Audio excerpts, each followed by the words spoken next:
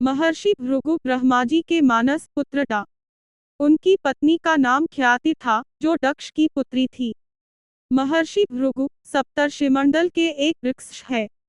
सावन और भाद्रपद में वे भगवान सूर्य के रथ पर सवार रहते हैं। एक बार की बात है, सरस्वती नदी के तट पर वृक्ष मुनि एकत्रित होकर इस विषय पर चर्चा कर रहे थे कि ब्रह्मा जी, शिव जी और श्री विष्णु में सबसे बड़े और श्रेष्ठ कौन है। इसका कोई निष्कर्ष न निकलता देख उन्होंने त्रिदेवों की परीक्षा लेने का निश्चय किया और ब्रह्मा जी के मानस पुत्र महर्षि भृगु को इस कार्य के लिए नियुक्त किया। महर्षि भृगु सर्वप्रथम ब्रह्मा जी के पास गए। उन्होंने न तो प्रणाम किया और न ही उनकी स्तुति की। यह देख ब्रह्मा जी क्रोधित हो गए। क्रोध की अधिकता ऐसी उनका मुख लाल हो गया, आंखों में अंगारे दहकने लगे। लेकिन फिर यह सोचकर कि ये उनके पुत्र है, उन्होंने हृदय में उठे क्रोध के आवेग को विवेक बुद्धि में दबा लिया। वहां ऐसे ही महर्षि भृगु कैलाश गए।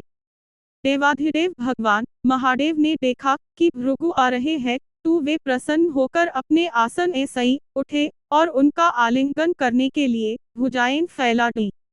किंतु उनकी परीक्षा लेने के लिए भृगु मुनि उनका आलिंगन अस्वीकार करते हुए बोले, महादेव, आप सदा वेदों और धर्म की मर्यादा का उल्लंघन करते हैं।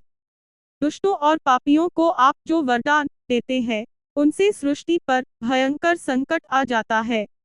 इसलिए मैं आपका आलिंगन कदापि नहीं करूंगा। उनकी बात सुनकर भगवान शिव क्रोध ऐसे ही तिलमिला उठे।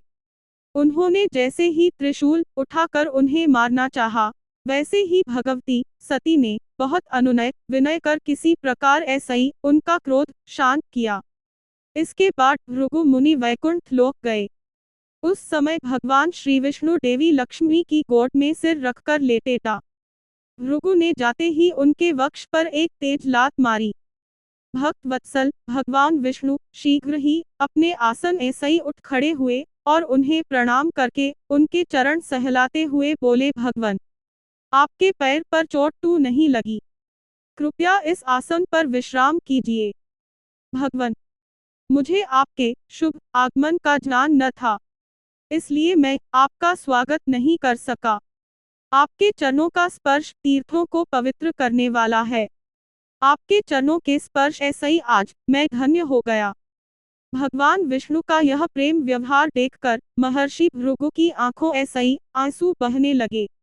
उसके बाद वे ऋक्ष मुनियों के पास लौट आए और ब्रह्मा जी, शिव जी और श्री विष्णु के यहाँ के सभी अनुभव विस्तार ऐसे ही कह बताया। उनके अनुभव सुनकर सभी ऋक्ष मुनि बड़े हैरान हुए और उनके सभी संदेह दूर हो गए। तभी ऐसे ही वे भगवान विष्णु को सर्वश्रेष्ठ मानकर उनकी पूजा अर्चना करने लगे। वास्तव में उन ऋक्ष मुनियों ने अपने लिए नहीं, बल्कि मनुष्यों के संदेहों को मिटाने के लिए ही ऐसी लीला रची थी।